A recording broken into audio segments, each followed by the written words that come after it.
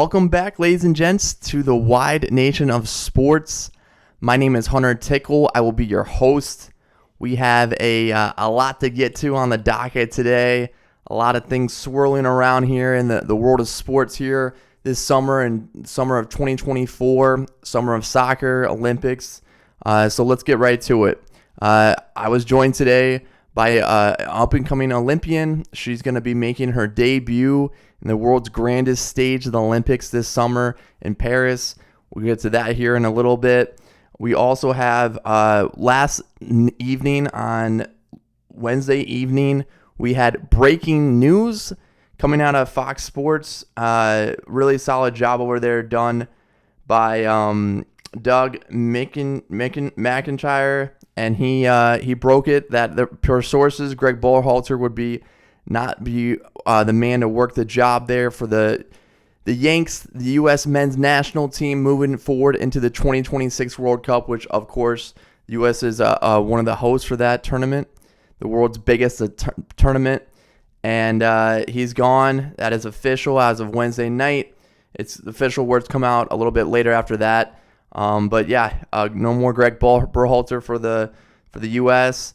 And there's actually some more developing stuff from Doug that he's breaking about potential candidates coming in. We'll get to that here in a moment. First, I want to take a moment to just, say, job well done by Greg Berhalter. He wasn't the liveliest of picks, the one that everyone wanted coming in or even renewed after the World Cup. I think that's kind of the fan base these days across the board in most sports. I do think the U.S. Was well served to keep him on board. I did agree with that decision, but ultimately now group stage exit, couple losses there in Copa America in U.S. territory, and it was time for him to go. His time had come to an end. That was pretty clear. U.S. was pretty swift with that. They let everyone know they're going to make a decision by midweek this time. They kept their word. Hats off to them. Now they get to go find someone. But first off, I do think Coach Berhalter needs credit where credit's due. I know two things can be true at once, where you can do a good job coaching a team and still deserve to get fired, right? Two things can be true right there. And also you can have a case where maybe you didn't reach your full potential, but he still helped lifted up this bunch and this group at the last World Cup, qualifying, right? So for starters, this team went through some dark days there in 2017. It was a time when, man, they didn't make the World Cup. They didn't make the World Cup in 2017. I remember it to this day. I was getting some ink on my forearm, and I got the crushing, blowing news that the U.S. had failed to make the World Cup for the first time since 1986. Long time, about 5 years before I was born. And it was pretty crushing. I remember texting one of my managers, kind of tongue-in-cheek, but also probably shouldn't have texted this, but just said, hey, do I still have to come into work tomorrow? I'm devastated. I'm sunken. Because that's how much the U.S. soccer means to me and how much it hurt me. I'm not one to kind of claim to be a big fan of teams that I'm kind of talking about and looking into, but it's America. It's our national team. It's the red, white, and blue. It's the stars and stripes.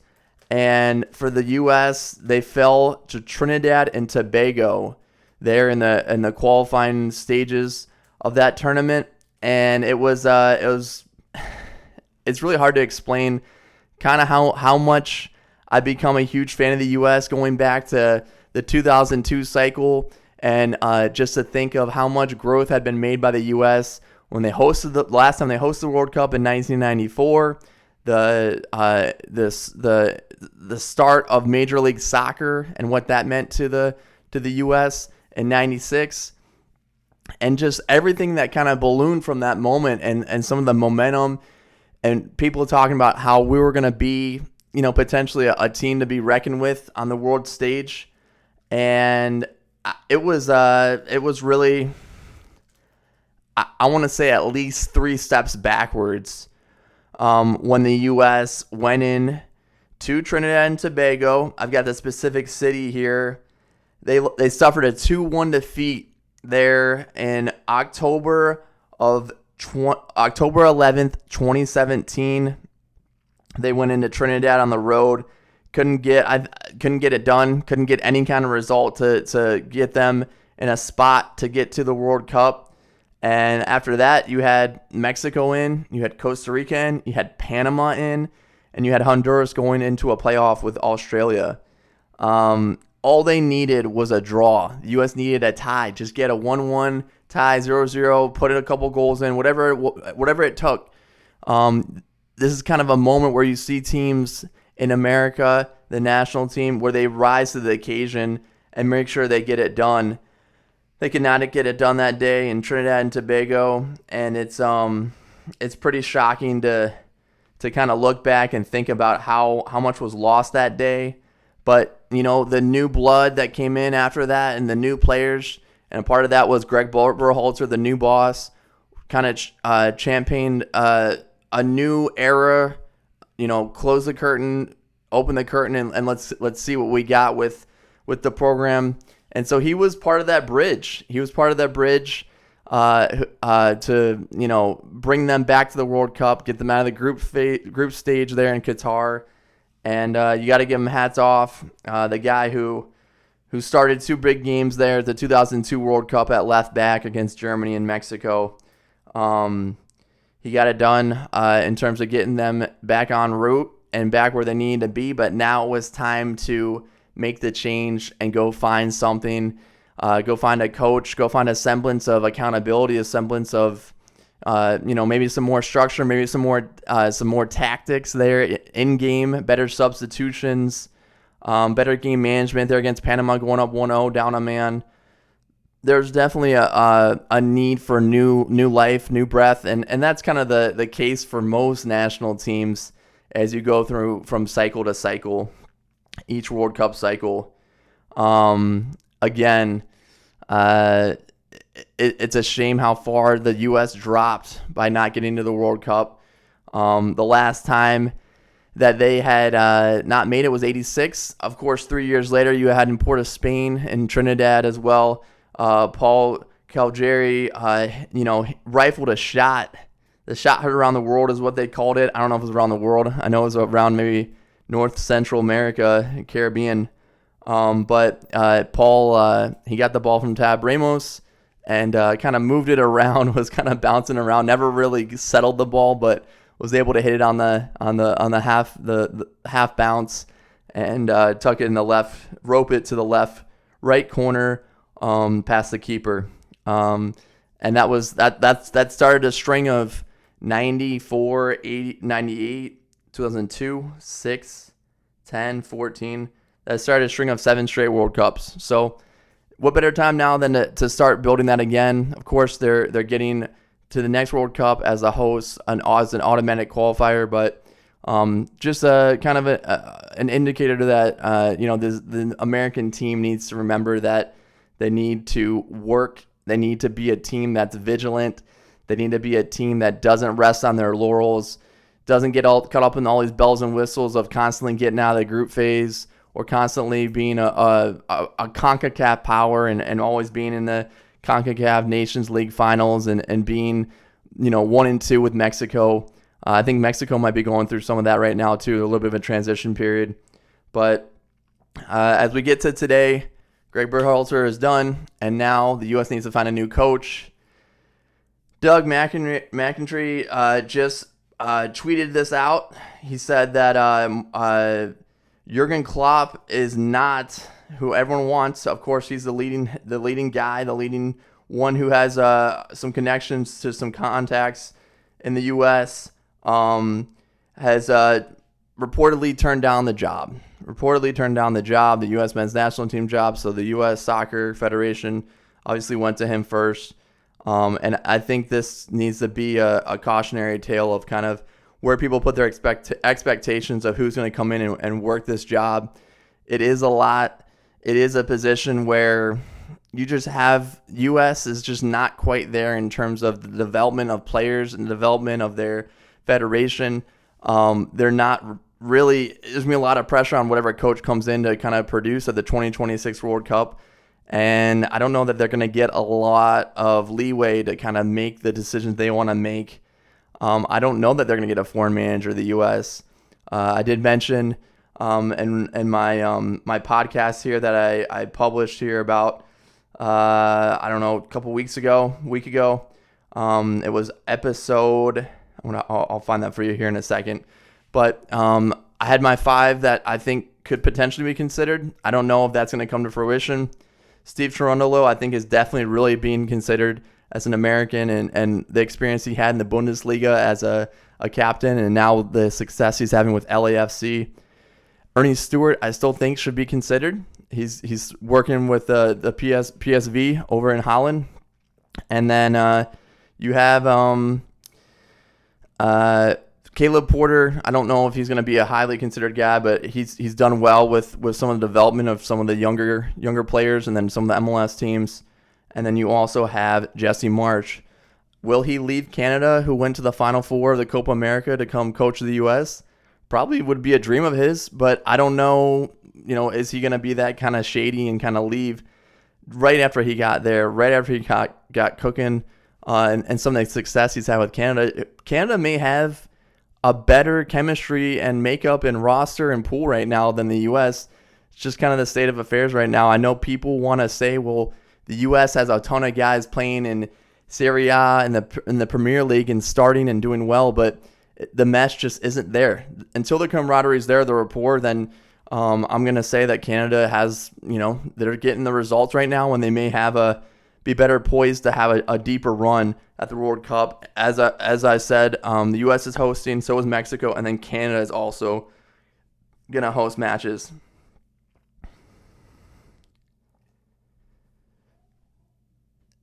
And yeah, so if you wanted more on my candidates that I had kind of potentially coming over here to coach the U.S. men's national team, that was in my podcast, in my archive.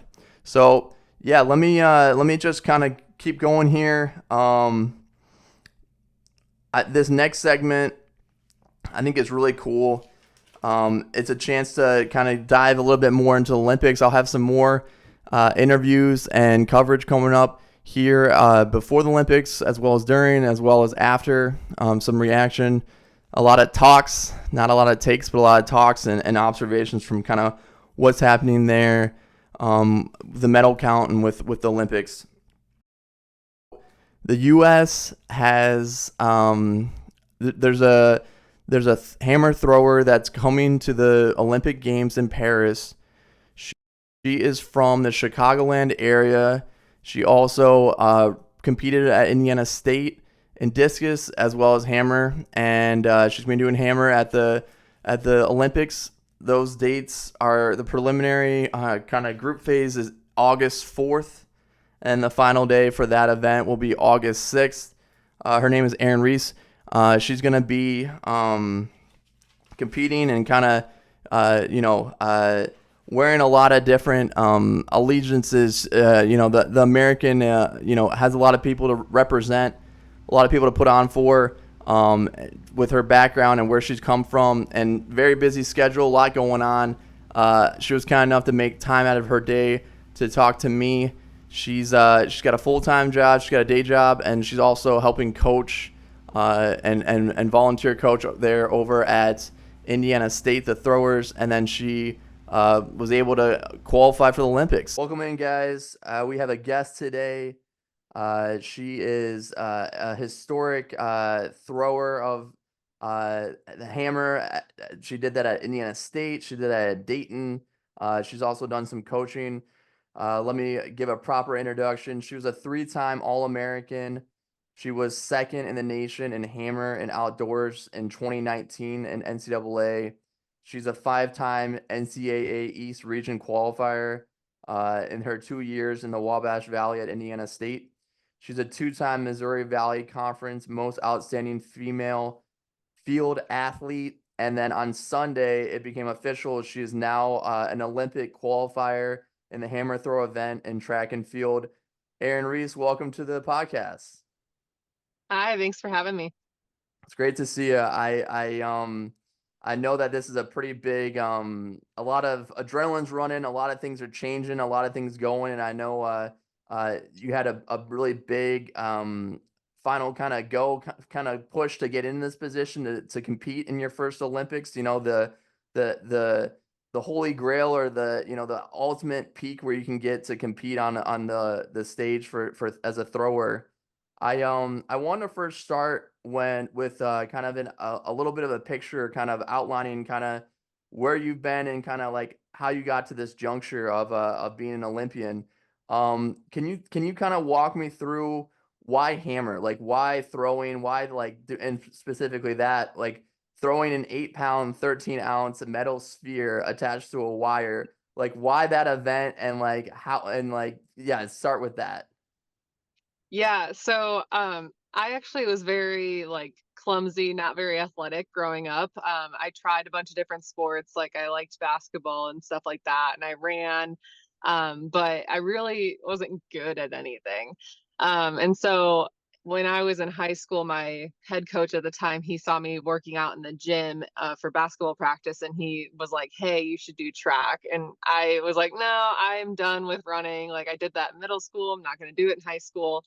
And then he was like, "Well, I think you should give it a shot." And so my friend was doing it, and I said, "Okay, fine." So we went out and we did the throws together as like just the tryout. And the discus actually came pretty naturally to me. It was the first thing in my life that really came naturally. And so, we did that, and I ended up being decent in high school. And I had both the school records, and I won the state meet in high school in the discus. And then I got recruited to Dayton, and my coach at the time, he was like, "You're going to be good at hammer. I want you to do hammer." And I was like, "I'm scared of this thing. It's terrifying. I didn't want to do it." And it actually took me a while to get decent at it. I would say I'm still learning that event. I don't even think I've come close to mastering it. So, it's just one of those things that it was kind of like fate. Like he knew like I'd be good at it before I even knew. So that's how that kind of came about. When do you feel like it clicked and you're like, okay, this is an event that I can have some success at, and this is something that's gonna be something that you enjoy? I think it came about my junior year. That's when I made my first like regional qualifying performance, and so that was when I was like, okay, I think I'm okay at this. Like I like it. I still like the discus better for a very long time, but I think yeah. And then once my senior year, my fifth year came about, and I was NCAA runner up, then I was like, maybe I can do this, after college. Like that was when I first started to be like, okay, yeah. And then you wrapped up. British Columbia was your final kind of event here to kind of get into the Olympics, qualify. That wrapped up on Sunday, if I'm not mistaken, right? Yeah, June 30th. Yeah. So, okay, about 2 weeks, two Fridays ago, or sorry, two Sundays ago. Can you kind of give me some kind of like emotion behind what that looked like? So, obviously that's 2,000 miles away from Terre Haute, there in British Columbia, 2,000 miles away from the 812. You had a kind of a late showing where you kind of got a I should say got away from the field and kind of made up a lot of headway with one of your last throws. And then ultimately, you still weren't even in at that point. You still had to kind of do a bit of a waiting game. What kind of like emotions were going through kind of some of those rigors? Yeah, so going into the Olympic trials, we were pretty much guaranteeing that 74 meters would be what it takes to get third. And that would be the Olympic standard. So I was like dead set on throwing 74, and that did not happen. And it turned out that 71 was third. And so for me, it was really confusing because was trying to figure that out myself. Like, I'm happy I'm third, but I also know I'm not in because I didn't hit the Olympic standard and my world rank wasn't up to where it needed to be. And so we had to search and search for that Canadian meet. And I actually got a DM from somebody on Instagram in Canada that was like, "Hey, you need to go to this meet." And so that's how I found that meet. And I give her a shout out, Denise Watson. She really helped me get that. figured out. So we went up there, and I knew when I went up there I needed to either, well, I needed to win. That was had to happen no matter what. And then I knew I needed to throw a decent mark, either a season best or a PR, in order for it to count and matter. So that was a lot of pressure going into it, but definitely feel like I just told myself, like, if I do what I've been doing all season, it'll happen. Don't like change anything. And so felt like I handled those nerves well, but they were definitely there. And then save the best for last, right? You had a toss of 233 feet, 7 inches there on your final throw. And I know that really propelled you onto the field. Yeah, for sure. Yeah. Um, well, I wanted to kind of hear from you. What's kind of the schedule like for someone that's let's say in a almost like a rock star position where you got to work and then find a way to go out of town for 3-4 weeks, and then it's all pretty fresh. You're kind of you're up and coming and on the scene, but there you got your place booked. What does it kind of look like right now in terms of kind of getting kind of the logistics and just organizing everything right now?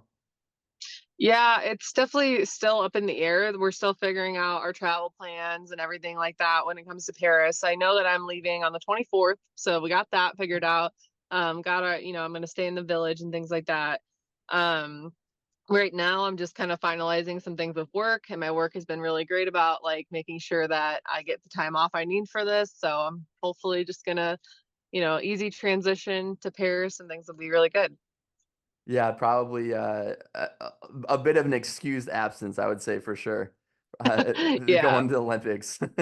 My boss is like, just whatever you need, like do your job, but obviously like we're gonna give you the time off you need. So, and I was like very thankful for that. Aaron, is it kind of surreal that you're going on this position? You're in this spot now where you're planning to go to Paris for the Olympics, and like you have to kind of coordinate this stuff. And yeah, it may be like a little bit of a, kind of a just kind of an objection in terms of like taking up some time and maybe being kind of a little bit of a circus. But like, how much can you say this is a surreal moment that you get to kind of handle all this and go do all this? It's definitely surreal. So besides Canada, I had never been out of the country, so this in itself is like overwhelming to me, going to Paris of all places. Um, but yeah, I mean, like I don't think it will really feel real until I get on that plane. So definitely in a surreal space. You mentioned juggling work, a couple other things. But what can you tell me about the practice right now? What kind of reps does it look like for an Olympian to get in before the big games? So as far as like training goes, we're kind of just staying the course. We're not up in anything or changing anything drastic. Like we liked where we're at. It got us this far, and so we're really just staying the course right now. And then I know you had a close call to potentially get to this spot for the 2020 games, or 2021 because of COVID. And now you're a 28-year-old and you're making your debut on the big stage, the world's biggest showcase. What can you tell me about just the truly has it felt like a matter of just patience and persistence to make sure that you get a shot and get this position? Yeah, it definitely has. I think in 2021, I had more expectations, and I really thought I was gonna, stand a chance. And I came so close, and it was heartbreaking at the time. But I felt like I took that and just channeled it into the next 4 years, and was like, my time will come if I just stay patient. And my coach always told me, he's like, I'm gonna get you in a Team USA uniform before you're done with this sport. Like you deserve that. And so like I really just trusted that. And so yeah, I think it was just staying patient and just keeping the big picture in mind. It was going to happen one day. And then a name drop. What was the name of that coach for you that said Team USA? Coach Brandon Bettenhausen, I call him Coach B.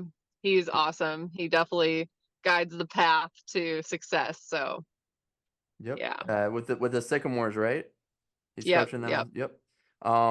What can you tell me about transitioning into ISU? You've been working with the coaching staff there, technically as a volunteer for 3 years, and then a fourth year now. But what can you tell me about just knowing that like there's a chance for you to kind of give some of the knowledge you got and some of the experiences you got at UD as well as ISU to the younger kids and help them kind of on their with their growth. Yeah, I think like every step I've taken in my college and post collegiate career has taken, I've learned from every step. And so I've learned from every person, every coach I've been in contact with. And so it's kind of like giving back to now the team that I work with. And the throwers I'm coaching and working with right now, like they've helped me. Like sometimes there's like some things that I teach them and they'll ask me questions and I'll be like, wow, I never even thought it that way. And so like we go back and forth, and it's not just like I'm telling them what to do. It's really like a good relationship. And so that's what I'm hoping to give to them, is like they can help me, I can help them, and we can work together in that way. So Definitely. Guys, we got Erin Reese. She's an up and coming Olympian. She's going to be competing at the games in Paris, France. The last thing I wanted to ask is, I know I was reading you work in in mental health. You work in for a facility here in Terre Haute.